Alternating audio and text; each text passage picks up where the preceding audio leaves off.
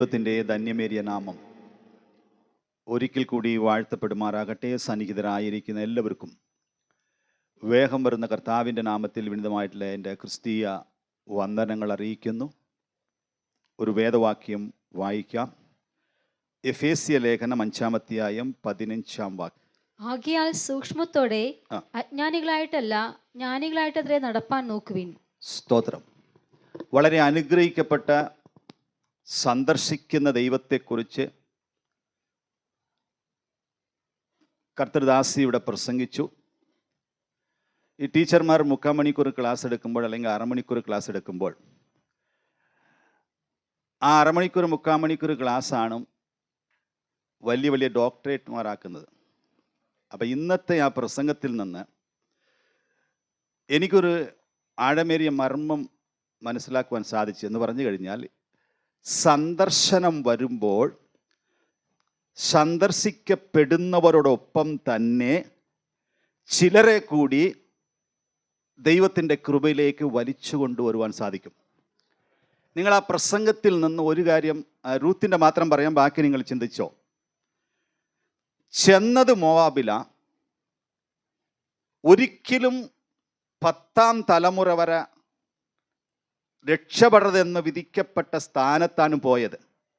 ആ വിധിക്കപ്പെട്ട സ്ഥാനത്ത് പോയ ആ കുടുംബത്തിൽ നിന്ന് മോവാബിന് രക്ഷയുണ്ടെന്നും ഒരു മോവാബിയ സ്ത്രീയുടെ ഉദരത്തിൽ നിന്ന് യേശു ക്രിസ്തു പിറക്കുമെന്ന് വിടുവിച്ച ദൈവത്തിൻ്റെ വിടുതലെ ഓർത്ത്. രണ്ടാമത്തെ കാര്യം, ചില തലമുറകൾ സന്ദർശിക്കപ്പെടും, സന്ദർശിക്കാതെ വിടത്തില്ല എന്ന് പറയുമ്പോൾ അനുസരിക്കുന്നവൻ്റെ 1000 തലമുറയ്ക്ക് നന്മ കാണിക്കുമെന്ന് തെളിയിച്ച ദൈവം. കർത്താവിൻ്റെ കൃപയ്ക്കായി ആ നല്ല ദൈവ നടത്തിപ്പിനായി ദൈവവചനത്തിനായി ഞാൻ സ്തോത്രം ചെയ്യുന്നു. അപ്പോൾ ഈ എഫേസ്യ ലേഖനം 5-ാം അധ്യായം, അതിൽ നടപ്പാൻ നോക്കുവിൻ എന്നുള്ള കാര്യം ചിന്തിക്കുന്നതിന് മുമ്പ് വേറെ 2 നടപ്പിനെ കുറിച്ച് അവിടെ പറയുന്നുണ്ട്. അതിൻ്റെ 2-ാം വാക്യം വായിച്ചേ. 5-ന്റെ 2. ക്രിസ്തുവും നിങ്ങളെ സ്നേഹിച്ചു നമുക്ക് വേണ്ടി തന്നെത്താൻ ദൈവത്തിന് സൗരഭ്യവാസനയായ വഴിപാടും യാഗവുമായി അർപ്പിച്ചതുപോലെ സ്നേഹത്തിൽ നടപ്പിൻ. സ്നേഹത്തിൽ നടപ്പിൻ. ഈ സ്നേഹത്തിൽ നടക്കുക എന്നുള്ളതിനെ, കർത്താവിനോടുള്ള സ്നേഹം നമ്മുടെ ജീവിതത്തിൽ വെളിപ്പെടുന്നത്, വാക്യം കൂടുതൽ വായിക്കുന്നില്ല, ലേവ്യ പുസ്തകം 19-ന്റെ 2-ൽ ഞാൻ വിശുദ്ധനായിരുന്നു, ശബത്ത് അപ്പനും അമ്മയെ ബഹുമാനിക്കണം. ഇനി 2-ാമത്തെ വാക്യം മത്തായിയുടെ സുവിശേഷം 5-ന്റെ 48. ആകയാൽ നിങ്ങളുടെ സ്വർഗീയ പിതാവ് സൽഗുണപൂർണനായിരിക്കുന്നത് പോലെ നിങ്ങളും സൽഗുണപൂർണരാകുവിൻ. അപ്പൊ ഈ വിശുദ്ധനായി തീരാൻ കർത്താവ് പറയുന്നത് എന്തിനെ? ഞാൻ വിശുദ്ധനാകയാൽ അപ്പനെ പോലെ മക്കളാകണം എന്ന് സാധാരണ ലോകക്കാർ ആഗ്രഹിക്കുമ്പോൾ, സർവശക്തനായ ദൈവം എൻ്റെ മക്കൾ എന്നെ പോലെ വിശുദ്ധനായി തീരണമെന്ന് ആഗ്രഹിക്കുന്ന സ്ഥാനത്ത് ദൈവത്തെ സ്നേഹിക്കുന്നവൻ, എൻ്റെ അപ്പൻ വിശുദ്ധനായി ഇരിക്കുന്നത് പോലെ ഞാനും വിശുദ്ധനായി തീരണം. 2, സൽഗുണ പൂർണ്ണൻ എന്ന് പറഞ്ഞാൽ പെർഫെക്റ്റ് എന്നാണ് അവിടെ ഉപയോഗിച്ചിരിക്കുന്നത്. എൻ്റെ കർത്താവ്, എൻ്റെ സ്വഭാവം, എൻ്റെ കർത്താവിൻ്റെ നടപ്പ്, എൻ്റെ കർത്താവിൻ്റെ ഇരിപ്പ്, ഞാനായിരിക്കുന്നത് പോലെ എൻ്റെ മക്കളും പെർഫെക്റ്റായി തീരണമെന്ന് കർത്താവ് ആഗ്രഹിക്കുമ്പോൾ, നാം സ്നേഹത്തിൽ നടക്കുന്നവരാണെങ്കിൽ വിശുദ്ധിയിൽ, നമ്മുടെ ജീവിതത്തിൽ സകലത്തിലും കർത്താവ് സൽഗുണപൂർണരാകുന്നത് പോലെ നമ്മുടെ സ്വഭാവത്തിൽ സൽഗുണപൂർണരായി തീരുവാൻ ആഗ്രഹിക്കണം. ഈ മനസ്സലിവ് എൻ്റെ കർത്താവിനെ ഉണ്ടായതുപോലെ, ഈ മനസ്സലിവ് എന്നുള്ള വാക്കിന് ഇന്നും പെർഫെക്റ്റായിട്ട് ഉപയോഗിക്കുവാൻ പറ്റുന്ന ഒരു വ്യക്തി ഉണ്ടെങ്കിൽ ഞാനും നിങ്ങളും ആരാധിക്കുന്ന സർവശക്തനായ ദൈവം. പക്ഷെ അത്രമാത്രം നമുക്ക് ആകാൻ ഇതുവരെ സാധിച്ചിട്ടില്ല എങ്കിലും ഈ മനസ്സലിവുള്ളവൻ്റെ ജീവിതത്തിൽ ഉണ്ടാകുന്ന ചില വിഷയങ്ങൾ ലാസറുടെ ഭവനത്തിലെത്തി. താൻ സ്നേഹിക്കുന്ന ലാസറുടെ ഭവനത്തിൽ ലാസർ മരിച്ചു.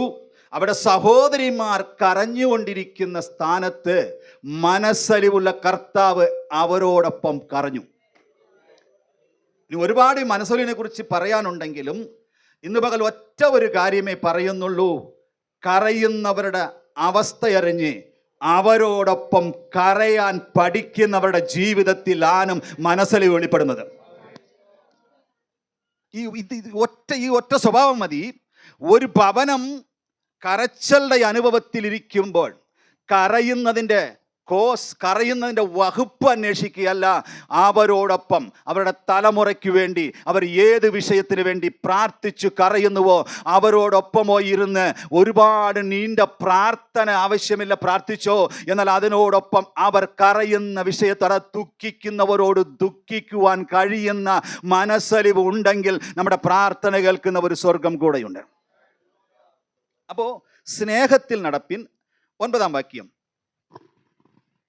കർത്താവിന് പ്രസാദമായത് എന്തെന്ന് പരിശോധിച്ചുകൊണ്ട് വെളിച്ചത്തിലുള്ളവരായി നടന്നുകൊള്ളുവിൻ. വെളിച്ചത്തിൽ ഉള്ളവരായി നടന്നുകൊള്ളുവിൻ. യോഹന്നാന്റെ സുവിശേഷം 12:35-36. അതിന് യേശു അവരോട്, ഇനി കുറെ കാലം മാത്രം വെളിച്ചം നിങ്ങളുടെ ഇടയിൽ ഇരിക്കും. കുറെ കാലം മാത്രം വെളിച്ചം നിങ്ങളോട് കൂടെ ഇരിക്കും. ഇരുൾ നിങ്ങളെ പിടിക്കാതിരിപ്പാൻ നിങ്ങൾക്ക് വെളിച്ചം ഉള്ളിടത്തോളം നടന്നുകൊള്ളുവിൻ. വെളിച്ചം ഉള്ളിടത്തോളം നടന്നുകൊള്ളുവിൻ. അപ്പൊ ഈ തുടക്കം യോഹന്നാന്റെ സുവിശേഷം തന്നെ പറയുന്നു, വെളിച്ചം ലോകത്തിൽ വന്നു, അവരോ അവനെ അറിഞ്ഞില്ല. രണ്ടാമത്തെ പദം പറയുന്നു, വെളിച്ചം ലോകത്തിൽ പ്രകാശിച്ചു കൊണ്ടിരുന്നു, ഇരുളോ അതിനെ പിടിച്ചടക്കാൻ സാധ്യതയില്ല. എങ്കിൽ ഇന്ന് പകൽ ഒരു കാര്യം കൂടി വ്യക്തമായിട്ട് മനസ്സിലാക്കണം. ലോകത്തിൻ്റെ ദൈവം അവിശ്വാസികളുടെ മനസ്സിനെ കുരുടാക്കിയിരുന്ന സ്ഥാനത്ത് നാം എല്ലാവരും അവിശ്വാസികളായി ലോകത്തിൻ്റെ കയ്യിൽ ഇരുന്നപ്പോഴും ഇരുട്ടിൻ്റെ ശക്തിയിൽ നിന്ന് നമ്മെ വിളിച്ച് വേർതിരിച്ച് വെളിച്ചത്തിലേക്ക് ആക്കിയെങ്കിൽ ഒരിക്കലും പാരമ്പര്യത്തിൻ്റെ ഇരുട്ട് ഇനി നമ്മെ പിടിച്ചടക്കാൻ കഴിയത്തില്ല. ഇനി ഒരിക്കലും പൗരോഹിത്യത്തിൻ്റെ ഇരുട്ട് നമ്മെ പിടിച്ചടക്കാൻ കഴിയില്ല. കാരണം വെളിച്ചത്തിൻ്റെ മക്കളാണ് നമ്മൾ. റേഡിയത്തിൻ്റെ അവസ്ഥ, വെളിച്ചം വീശുമ്പോൾ അകത്ത് വെളിച്ചത്തിൻ്റെ രശ്മികൾ പിടിച്ചു വെച്ചിട്ട് ഇരുട്ടിൽ പോകുമ്പോഴേ അതിൻ്റെ സ്വത്രം പിടിച്ചത് അറിയുന്നത് പോലെ ദൈവത്തിൻ്റെ അടുക്കൽ ഇരിക്കുന്നവൻ വെളിച്ചത്തിൽ ഇരിക്കുന്നു, അവങ്കലേക്ക് നോക്കിയവരുടെ മുഖം പ്രകാശിതരായി എന്നതുപോലെ അവങ്കലേക്ക് നോക്കുന്നവരുടെ മുഖം പ്രകാശം ആയിരിക്കുന്നത് പോലെ വെളിച്ചത്തിൽ നടക്കുന്നവരായി തീരുവിൻ.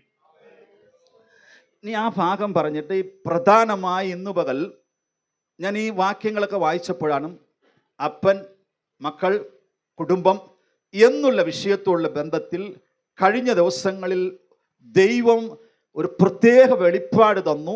അത് പറയുവാൻ വേണ്ടി മാത്രം വചനത്തിൽ നിന്ന് ഇവിടെ, ആകയാൽ സൂക്ഷ്മതയോടെ ജ്ഞാനികളായിട്ട്, അജ്ഞാനികളായിട്ടല്ല ജ്ഞാനികളായിട്ട് അത്രയും നടപ്പാൻ. അപ്പോൾ വെളിച്ചത്തിൽ നടക്കണം. 2 സ്നേഹത്തിൽ നടക്കണം. 3 ജ്ഞാനികളായി പെർഫെക്റ്റായിട്ട് നടക്കാൻ നോക്കണം എന്ന് പറഞ്ഞിട്ട് അടുത്തു പറയുന്ന ചില ഇൻസ്ട്രക്ഷൻ അല്ലെങ്കിൽ അടുത്തു പറയുന്ന നിർദ്ദേശം 16 മുതൽ വായിച്ചേ. ഇത് ദുഷ്കാലമാകിയാൽ സമയം തക്കത്തിൽ ഉപയോഗിച്ചുകൊള്ളുവിൻ. അപ്പൊ സമയം തക്കത്തിൽ ഉപയോഗിക്കണം. ഇനി ഒന്നുകൂടി പറഞ്ഞാൽ, കിട്ടുന്നത് ഒരിക്കലും പാഴാക്കരുത്. ഇപ്പൊ ജോലിക്ക് പോകുന്നവരുടെ കാര്യം വിടാം, മറ്റുള്ള ബിസി ആയിട്ടുള്ള അല്ലെങ്കിൽ എന്തെങ്കിലും ഒരിക്കലും ഒഴിവാക്കാൻ പറ്റാത്ത അവസ്ഥകൾ ഉണ്ടെങ്കിൽ വിടാം. പേഴ്സണലായി നമ്മുടെ ജീവിതത്തിൽ പ്രാർത്ഥിക്കുവാൻ കിട്ടുന്ന സമയങ്ങൾ ഒന്നും പാഴാക്കരുത്. ആരാധിക്കുവാൻ കിട്ടുന്ന സമയങ്ങൾ ഒന്നും പാഴാക്കരുത്. അത് നമ്മുടെ ജീവിതത്തിൽ ഉപവസിക്കുവാൻ കിട്ടുന്ന സമയങ്ങൾ ഒന്നും പാഴാക്കരുത്. ഇവിടെ പറഞ്ഞതുപോലെ 40ഉം 21 സ്വത്രം പല പ്രാവശ്യം പലതും എടുത്തിട്ടുണ്ടെങ്കിൽ ഈ പ്രാവശ്യം സ്വർഗത്തിലെ ദൈവം എന്നോട് പറഞ്ഞു 10 ദിവസം കമ്പനിയുടെ പടി ചവിട്ടരുത്, 10 ദിവസം ആ ഭാഗത്തൊന്നും തിരിയരുത്, കർത്താവിൻ്റെ സന്നിധിയിലിരുന്ന് ഉപവസിച്ച് പ്രാർത്ഥിക്കണം. നിങ്ങളോടൊപ്പം ചില ദിവസങ്ങൾ വേറെ സഭകളിലും ചില ദിവസങ്ങളായിരുന്നു. അത് ജീവിതത്തിൽ വലിയ വിടുതലായി ഭവിച്ചു.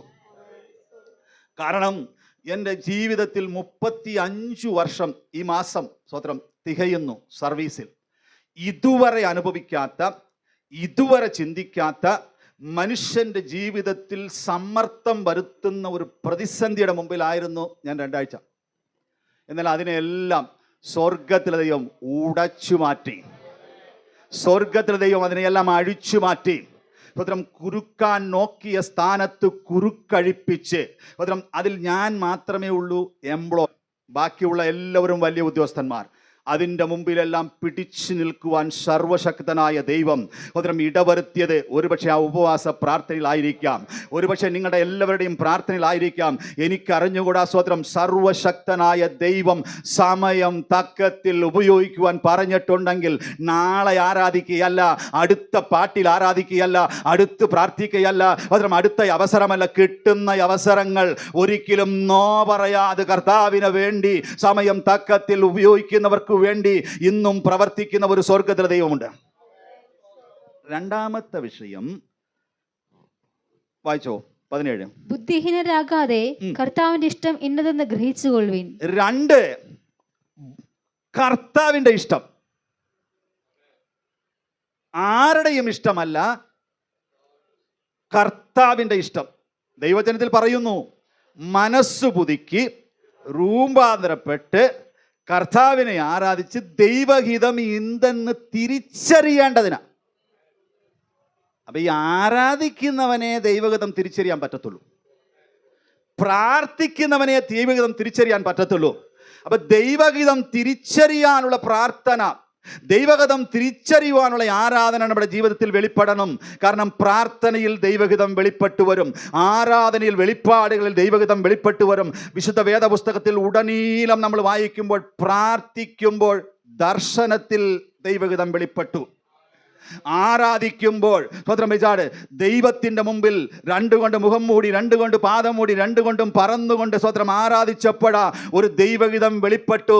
നീ സ്വതന്ത്രം അശുദ്ധിയുള്ള ഉദരങ്ങളുള്ള അതിരങ്ങളുള്ളവരുടെ ഇടയിൽ ഞാൻ പാർക്കുന്നു, നിനക്ക് ഒരു ശുദ്ധി വേണം.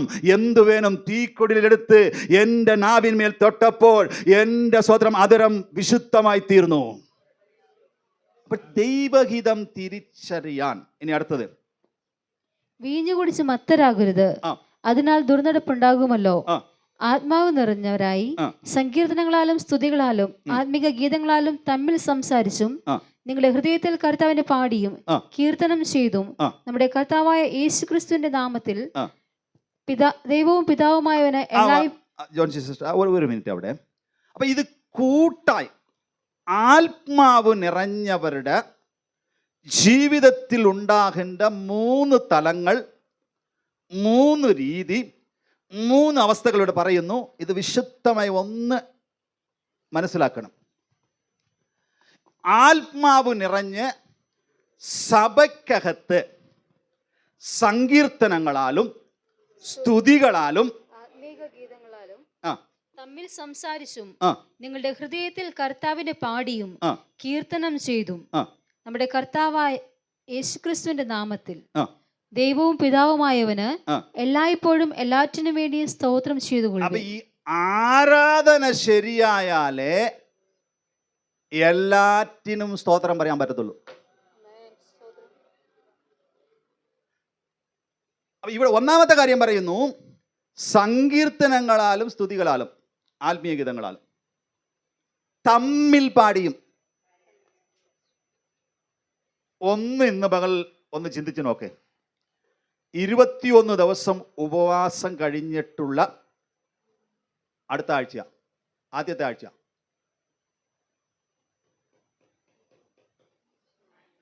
എത്ര പേർ ശരീരം കൊണ്ട് ദൈവത്തെ മഹത്വപ്പെടുത്തി? എത്ര പേർ ശരീരം കൊണ്ട് ദൈവത്തെ സ്തുതിച്ചു? എത്ര പേർ ഇന്നലകളിൽ ലഭിച്ച കൃപ കൊണ്ടും അന്യഭാഷ കൊണ്ടും ആത്മാവ് കൊണ്ടും നിറഞ്ഞ് എങ്കിൽ ഇന്നു പകലും ദൈവത്തെ നീ സ്തുതിച്ചിരിക്കും. കീബോർഡിന്റെ വലിപ്പം കൊണ്ടോ ഇവിടെ പാടുന്നവരുടെ പാട്ട് കൊണ്ടോ അല്ല, പാട്ട് നിർത്തിയാലും ആത്മാവുള്ളവൻ ആരാധിച്ചിരിക്കും. പാട്ട് നിന്നാലും വചനം കേൾക്കുമ്പോൾ ആത്മാവിൽ സ്തുതിച്ചിരിക്കും. എന്തെല്ലാം ഉണ്ടെങ്കിലും ധ്യാനിച്ച് ദൈവസന്നിധിയിൽ ഇരിക്കുന്നവർ ദൈവത്തെ ആരാധിച്ചിരിക്കും. അല്ലാതെ റേഷനല്ല. ഇന്നലകളിൽ ആത്മാവിൽ ആരാധിച്ചവർ ഇന്ന് പകൽ ആത്മാവിൽ ആരാധിച്ചില്ലെങ്കിൽ ദൈവത്തോട് കണക്ക് പറയേണ്ടി വരുമെന്ന് തിരിച്ചറിഞ്ഞ് ഇന്നലെക്കാൾ ഉപരി ഇന്ന് നിറഞ്ഞവരാണെങ്കിൽ ആത്മാവിൽ ആരാധിച്ചിരിക്കും.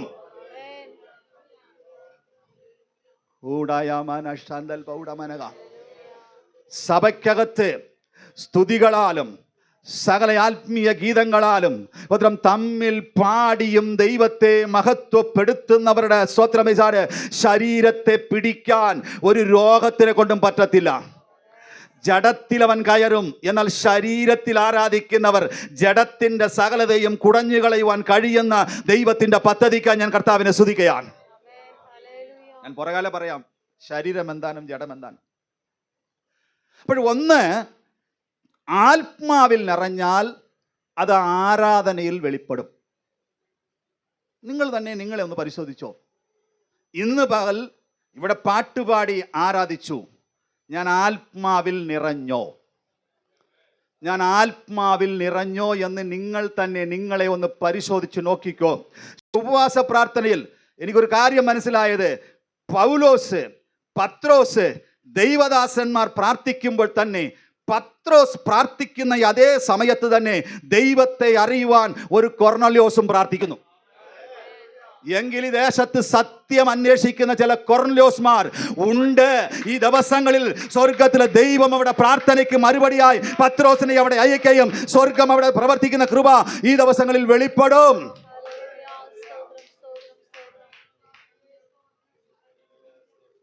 അപ്പൊ എനിക്ക് അവിടെ ഒരു മർമ്മം കൂടി മനസ്സിലായി. ഈ കൊർന്നല്യോസ് ഒരു ഉപദേശിനെ വിളിച്ചിരിക്കുന്നെന്ന് പറഞ്ഞപ്പോൾ കൊർന്നല്യോസിന്റെ കുടുംബക്കാരെല്ലാം കൂടിയോ? എങ്കിൽ അകന്നു നിൽക്കുന്ന ചില കുടുംബക്കാർ അടുത്ത ഉപവാസ പ്രാർത്ഥനയിൽ ഞങ്ങളുടെ സഭയ്ക്കകത്ത് ദൈവദാസന്റെ വാക്ക് കേൾക്കാൻ കടന്നു വരുമെന്ന് നീ വിശ്വസിച്ചാൽ സ്വർഗത്തിലെ ദൈവം നീ അറിയാൻ പോകുന്ന, നീ അറിഞ്ഞ മാർഗം അവരെയും ദൈവം അറിയിക്കും. അവർ ദൈവകൃപയിലേക്ക് കടന്നു വരും. അപ്പൊ സങ്കീർത്തനങ്ങൾ ആത്മാവിൽ ഒരുമിച്ച് നിറഞ്ഞവർ ഒരുമിച്ച് ആത്മാവിൽ പാടും, ആരാധിക്കും, ദൈവത്തെ സ്തുതിക്കും. ഇനി രണ്ടാമത്തെ കാര്യമാണ് ഇവിടെ പറയുന്നത്. 20-ാം വാക്യം വായിച്ചേ. നമ്മുടെ കർത്താവായ യേശുക്രിസ്തുവിന്റെ നാമത്തിൽ ദൈവവും പിതാവുമായവന് എല്ലായ്പ്പോഴും എല്ലാറ്റിനും വേണ്ടിയും സ്തോത്രം ചെയ്തുകൊള്ളുവിൻ. ഇവിടെയാണ് വേണ്ടത്. ഈ ആത്മാവ് നിറഞ്ഞവർ സഭയ്ക്കകത്ത് സ്തുതിയും സ്തോത്രവും ആരാധനയും എല്ലാം അർപ്പിച്ചിട്ട് ഒറ്റയ്ക്ക് പോകുമ്പോഴുള്ള കാര്യമത്. എല്ലാറ്റിനും എല്ലായ്പ്പോഴും എല്ലാറ്റിനും വേണ്ടിയും സ്തോത്രം ചെയ്തുകൊള്ളുവിൻ. നന്മ കിട്ടുമ്പോൾ സ്തോത്രം പറയാൻ ആർക്കും. സന്ദർശിച്ചപ്പോൾ അപ്പത്തിൻ്റെ ഭവനത്തിൽ നിന്ന് ആരാധനയുടെ വീട്ടിൽ നിന്നൊക്കെ വന്ന് എനിക്കിപ്പോഴും മനസ്സിലായത്, നിന്റെ ദൈവം എൻ്റെ ദൈവം, നിന്റെ ചാർച്ചക്കാർ എൻ്റെ ചാർച്ചക്കാർ. ഇത് റൂത്താ പറഞ്ഞത്. പക്ഷെ അമ്മായിയമ്മ കുറേ നാൾ പ്രാർത്ഥിച്ച് ആരാധിച്ച പുള്ളിക്കാർത്തിയാണ്. കുറേ നാൾ ആരാധിച്ച് പ്രാർത്ഥിച്ച് സ്തോത്രം ചെയ്ത് അന്യഭാഷ പറഞ്ഞ അമ്മായിയമ്മ പറയുക, നിറഞ്ഞവളായി ഞാൻ പോയി, ഒഴിഞ്ഞവളായി വന്നു. അവർ തന്നെ അവരോടുള്ള പ്രവചനവും പറഞ്ഞു കഴിഞ്ഞ്, നിങ്ങൾ എന്നെ ഇനി നവോമി എന്ന് വിളിക്കണ്ട, ഞാൻ മാറായ. പക്ഷെ അമ്മായിയമ്മ മാറാ എന്ന് എല്ലായ്പ്പോഴും സന്തോഷിക്കേണ്ട സമയത്ത്, സ്തോത്രം ചെയ്യേണ്ട സ്ഥാനത്ത് നിരാശപ്പെട്ടാലും കൂടെ നിൽക്കുന്ന ഒരുത്തിക്കറിയാം, ഈ മാറായ മധുരമാക്കുന്ന ഞാൻ കൂടെ നിൽക്കുന്നുണ്ട്.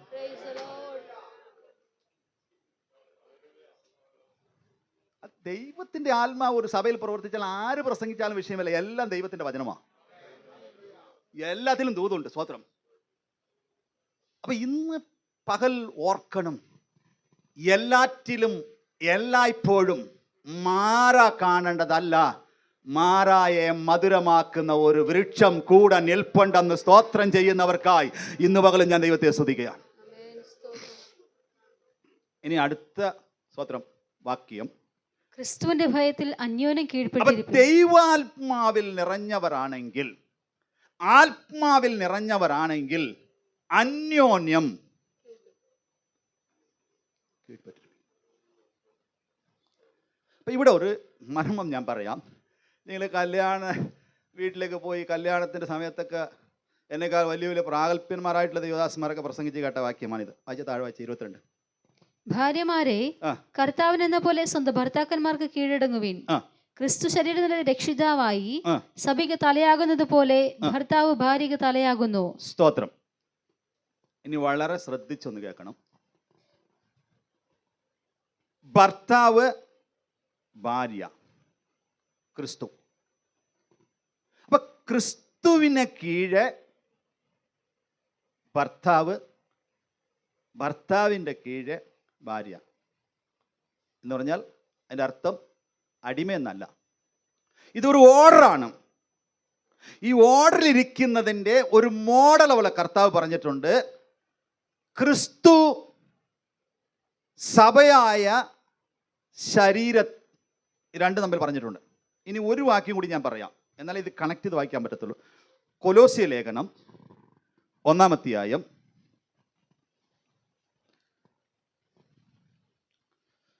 24-ാം വാക്യം. ഇപ്പോൾ ഞാൻ നിങ്ങൾക്ക് വേണ്ടിയുള്ള കഷ്ടാനുഭവങ്ങളിൽ സന്തോഷിച്ച് ക്രിസ്തുവിന്റെ കഷ്ടങ്ങളിൽ കുറവായുള്ളത് എന്റെ ജഡത്തിൽ സഭയായ അവന്റെ ശരീരത്തിന് വേണ്ടി പൂരിപ്പിക്കുന്നു. നിങ്ങൾക്ക് വേണ്ടി ദൈവം എനിക്ക് നൽകിയിരിക്കുന്ന ഉദ്യോഗപ്രകാരം. അവിടെ നിൽക്കട്ടെ.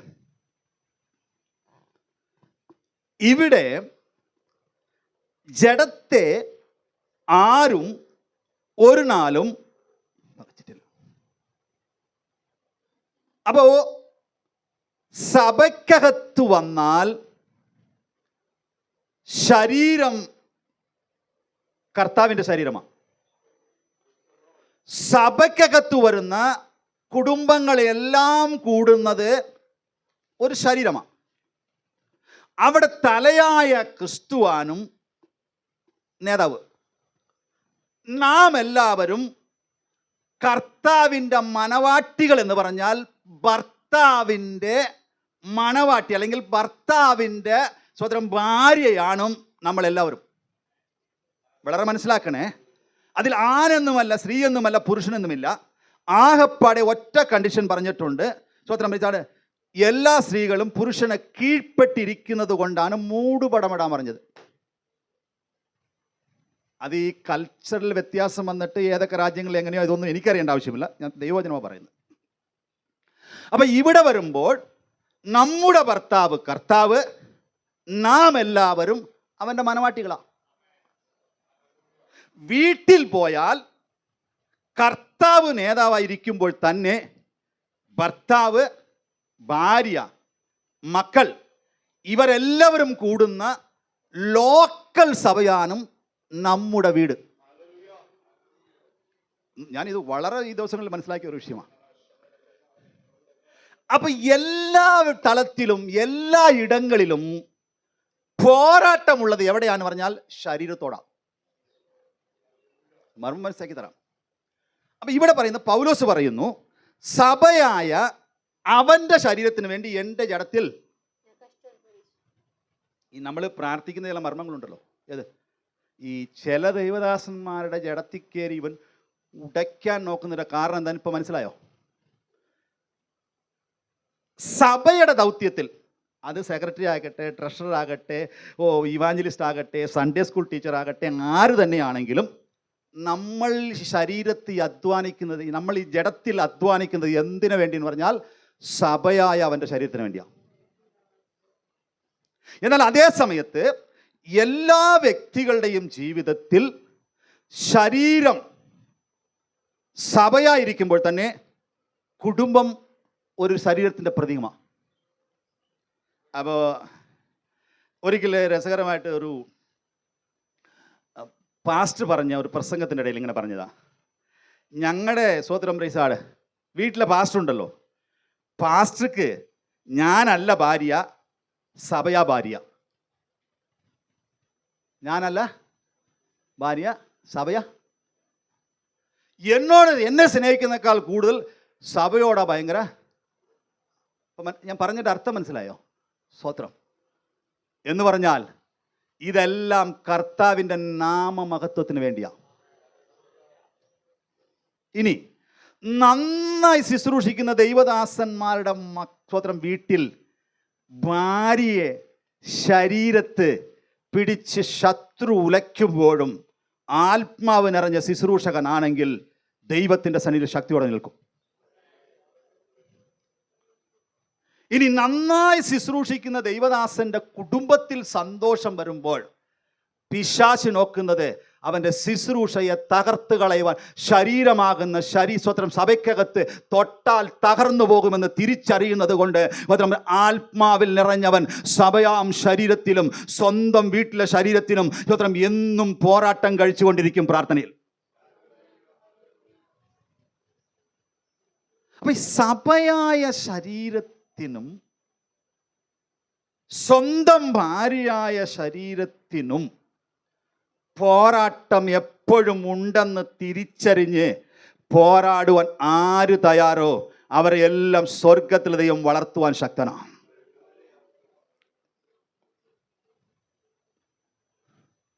അതാണ് എഫേസ്യ ലേഖനത്തിൽ പറയുന്ന ഒരു പദം. 5:28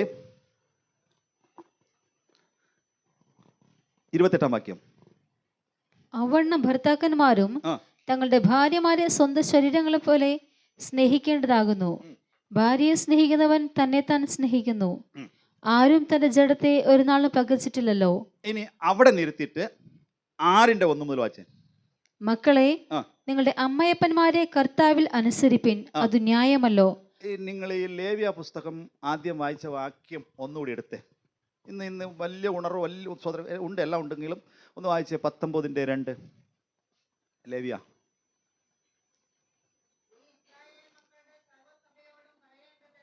ആ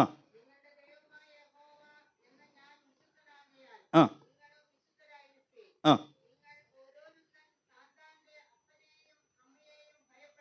ആ മതി, അവിടെ നിൽക്കട്ടെ. അപ്പോ ബഹുമാനിക്കണം, ഇവിടെ സബത്ത് പ്രമാണിക്കണം. അപ്പൊ ഈ ആരാധനയ്ക്ക് തുല്യമാനം ബഹുമാനം. ഇത് തന്നെയാണ് 6-ാം അധ്യായത്തിൽ പറയുന്നത്. നിങ്ങൾ താഴെ വായിച്ചോ. ഇനി പറഞ്ഞതിൻ്റെ ഉദ്ദേശം തിരിച്ചറിയണം. കർത്താവിനെ ആരാധിക്കുന്നവൻ്റെ കുടുംബത്തോട് മാത്രമേ ചിത്രിപ്പിക്കുന്ന ശത്രുവിൻ്റെ പോരാട്ടം. അല്ലാത്ത വീടുകളിൽ ഒന്നും അവനെ നോട്ടമില്ല. കാരണം അവർ ക്രിസ്തു എന്ന സഭയായ ശരീരത്തിൻ്റെ അംഗങ്ങളായിട്ടില്ല. ഇന്ന് പകൽ ദൈവജനം വളരെ ആഴത്തിൽ വളരെ സ്വത്രം ചിന്തിക്കേണ്ട ഒരു വിഷയം, നമ്മുടെ കുടുംബങ്ങളിൽ ശാരീരികമായും ഉപവാസം കഴിഞ്ഞ സ്വത്രം വിളിച്ചാണ് ആദ്യത്തെ ആരാധന ഞാൻ വിളിച്ചു പറയാം. 40 ദിവസം ഉപവസിച്ച് തീർന്നപ്പോഴാ പിശാച് അവനെ പരീക്ഷിക്കേണ്ടതിനെ അടുത്തുവെങ്കിൽ ഇന്ന് പകൽ ദൈവസഭ ഒരുമിച്ച് പ്രാർത്ഥിക്കണം.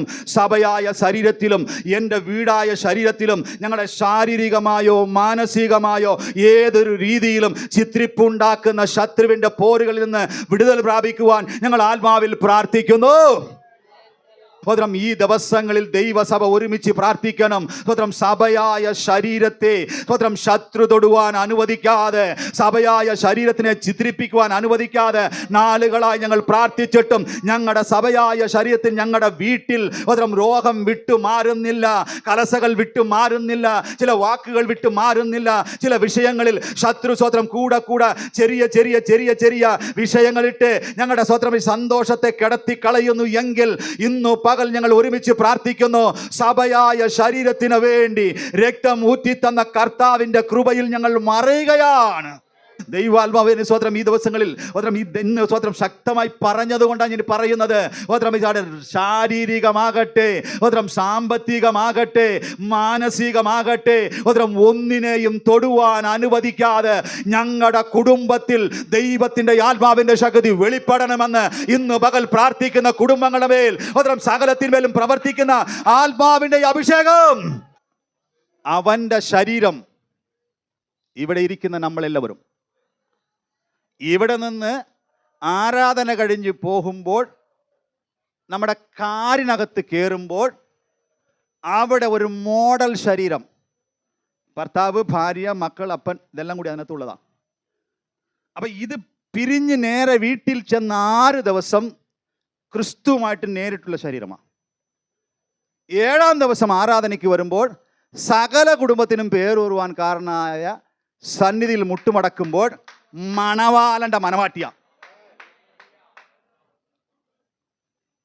അപ്പൊ പിശാച് നോക്കുന്നത് ഭവനമാകുന്ന ക്രിസ്തീയ ഭവനമാകുന്ന ശരീരത്തെയും തകർക്കാൻ നോക്കും. ഒന്നിച്ചു വരുന്ന സഭയായ ശരീരത്തിനെയും തൊടാൻ നോക്കും. അതാ പൗലോസ് പറയുന്നത്, വീടിനെ തൊട്ടാൻ പോയാലും വിടത്തില്ല, സഭയെ തൊടാൻ പോയാലും വിടത്തില്ല. അതിനുവേണ്ടി എൻ്റെ ശരീരം മുമ്പിൽ നിൽക്കും. അതിനുവേണ്ടി പ്രാർത്ഥിക്കുന്ന ഒരു പൗലോസ് മുമ്പിൽ നിൽക്കും. അതിനുവേണ്ടി നിൽക്കുന്ന ഒരാളുണ്ട്.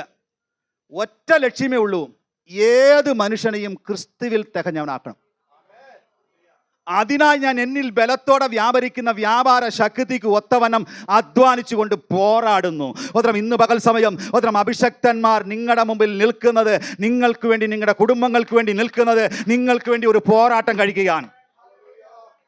ഊടായാമാന അല്ലപ്പുറ സഭയാകുന്ന ശരീരം കുറയുകയില്ല, വളരും. തകരുകയില്ല, തളരുകയില്ല, തമ്പുരാൻ വളർത്തും.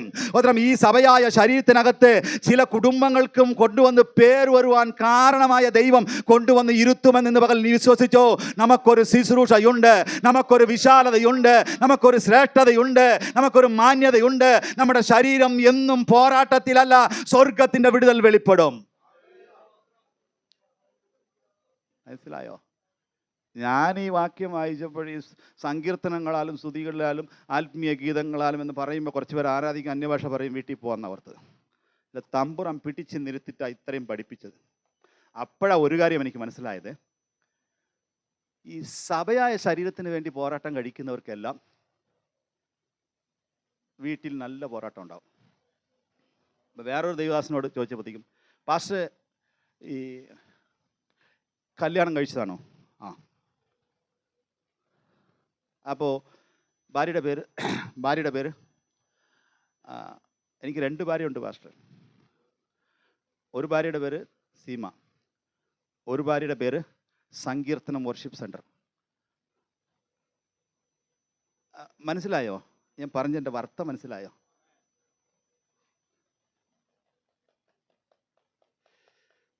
പൗലോസിൻ്റെ പോരാട്ടം സഭയായ ശരീരത്തിന് വേണ്ടി. അപ്പം പിശാച് നോക്കും, സഭ വളർന്നാൽ അടുത്തത് വീടിനെ പിടിക്കാം, വീടിനെ വിടുതൽ പ്രാപിച്ചാൽ സഭനെ പിടിക്കാം. ഇത് നമുക്ക് എല്ലാവർക്കും ഉള്ളതാണ്. നിങ്ങൾ എല്ലാവരുടെയും ഉത്തരവാദിത്തമാനും സഭയായ ശരീരത്തിന് വേണ്ടി പ്രാർത്ഥിക്കണം. നിങ്ങൾ സഭയ്ക്ക് വേണ്ടി എന്തെങ്കിലും ചെയ്താൽ അത് സഭയായ ശരീരത്തിന് വേണ്ടി അധ്വാനിക്കുന്നു. അത് സൺഡേ സ്കൂൾ പഠിപ്പിച്ചാലും അധ്വാനിക്കുന്നു, PIP-യിൽ പങ്കെടുത്താലും അധ്വാനിക്കുന്നു, കസര പെരുക്കിയിട്ടാലും നിങ്ങൾ അധ്വാനിക്കുന്നു.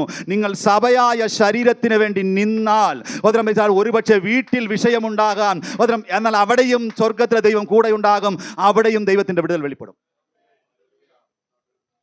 ഇന്ന് പകൽ അജ്ഞാനികളായാതെ ജ്ഞാനികളായി.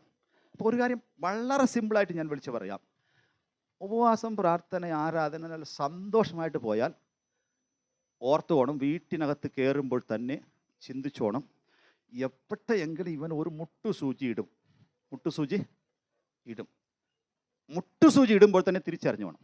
ഒന്നും വേണ്ട, നീ നോക്കിയൊക്കെ ഈ താളിച്ചിടണ്ടേ, ഇത്രയും കരുകിപ്പോയി കടുക്, ഇത്രയും പൊട്ടാൻ വേറെ വകുപ്പ് വേണോ? ഇവിടെ ഭയങ്കര ആരാധനയും വിടുതലും. കാരണം ഈ ശരീരത്തിൽ തൊടാൻ പറ്റില്ലെങ്കിൽ അവൻ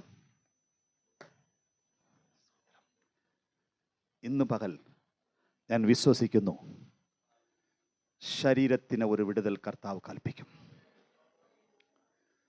ശരീരത്തിന് ഒരു വളർച്ച ദൈവം കൽപ്പിക്കും.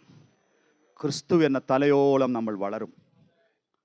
ഈ ദിവസങ്ങളിൽ തിരിച്ചറിഞ്ഞ് നമുക്ക് പ്രാർത്ഥിക്കാം. കർത്താവ് ഈ വചനങ്ങളാൽ നമ്മെ ശക്തീകരിക്കുമാറാകട്ടെ. തുടർന്നും ഞങ്ങളെ ഓർത്ത് പ്രാർത്ഥിക്കുക. ദൈവം അനുവദിക്കുന്നപ്പോഴെല്ലാം കർത്താവിൻ്റെ കൃപ നമ്മളോടുകൂടെ ഉണ്ടാകട്ടെ.